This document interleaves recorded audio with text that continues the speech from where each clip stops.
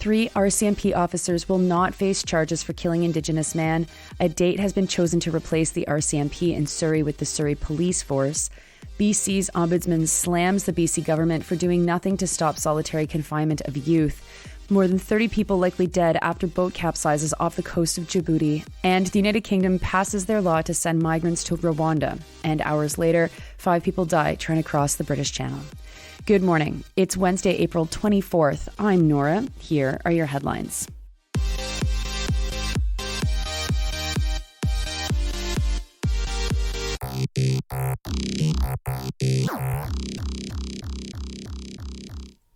It's an all British Columbia lineup this morning. I've been feeling like I've been not showing you folks some love. So let's start with news from Vancouver Island.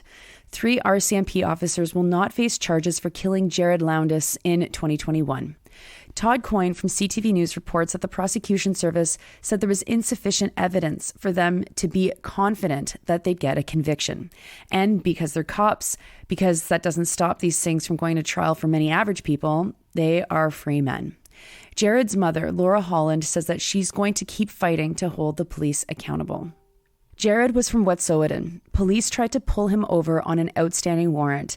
He left, and police tracked him down to a Tim Hortons drive-thru. There, they surrounded him with vehicles and sicked a dog on him. Coyne reports that Jared used bear spray against the cops and then stabbed the dog. The police then tried to tase him, but Jared cut out the weapon's wires. Coyne's reporting is pretty clearly all from police sources or official sources, so it's really hard to figure out what exactly some of this means, like how on earth someone would cut the wires of a taser while they're being tased. It's really hard to imagine, but anyway, it's what we've got. Jared got out of his car and he was shot dead by 2 officers. This all happened in Campbell River. The Independent Investigations Office had said that based on the report from the police watchdog into the incident, there was enough grounds to lay charges. Next to Surrey, where a date has been chosen for the Surrey Police Force to replace the RCMP there. That date is November 29th. Karen Larson from CBC News reports that the mayor of Surrey, Brenda Locke, who opposes this move, said that nothing has actually changed, just that there is now a quote-unquote aspirational date set. Locke turned down $250 million from the province to oversee the transition, as she argued it would undermine public safety in Surrey. Man, you've got to be really dedicated to the RCMP to turn down $250 million as a city mayor the size of Surrey. Wow. She actually ran on this issue and won, though Larson makes the point that the transition was already underway when she ran. You got to be wary of anyone who fights that hard for the RCMP, man. Oh, good luck, Surrey. And finally, in BC, the province's ombudsman has said that the Ministry of Children and Family Development, quote, should be embarrassed, unquote, for not having acted on his report released in 2021 on the use of solitary confinement of young people. Daryl Greer from the Canadian Press reports that Ombudsman Jay Chalk found that provincial youth jails are using solitary confinement even though it increases the possibility of suicide and self-harm. Chalk also noted that extended periods of solitary confinement were used almost exclusively on Indigenous and racialized girls. Not only has the BC government not taken action, Chalk argues that they're even moving backwards. His report in 2021 made 15 recommendations, and not a single one has had any progress. The province, when the report released, had committed to implementing all 15 recommendations.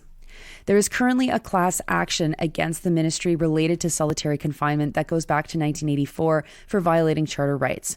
The ministry used that as an excuse for why there hasn't been a more recent progress report on the recommendations. Now to international news, and first to the sea off the coast of Djibouti. The United Nations has said that at least 16 people have died and 28 others are missing after a boat capsized on Monday night. There were 77 people on board, including children, and 33 survived.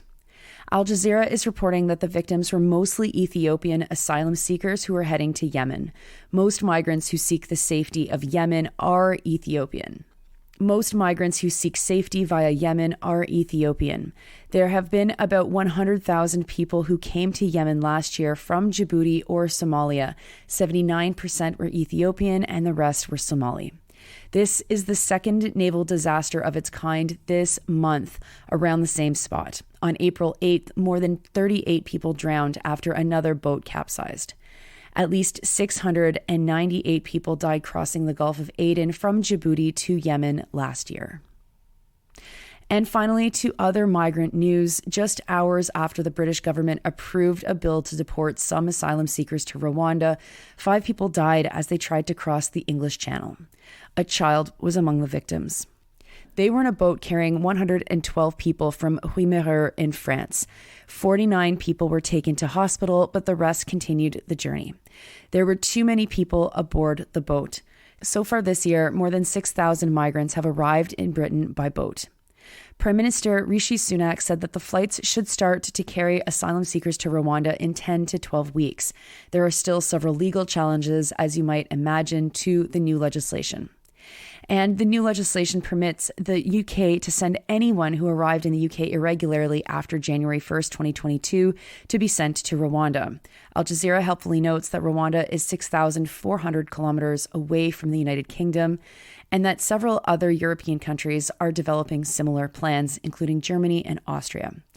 God, as Canadians, we got to watch this really, really closely, because there's no doubt that this is something that the Conservatives would absolutely try to do, and that the Liberals might actually be tempted to consider some version of it for the Liberals as well. Those are your headlines for Wednesday, April 24th. I'm Nora. You are listening to this podcast at sandynora.com, on the Real News Network podcast feed, and anywhere you get your podcasts. I hope you have a wonderful day. I'll talk to you tomorrow.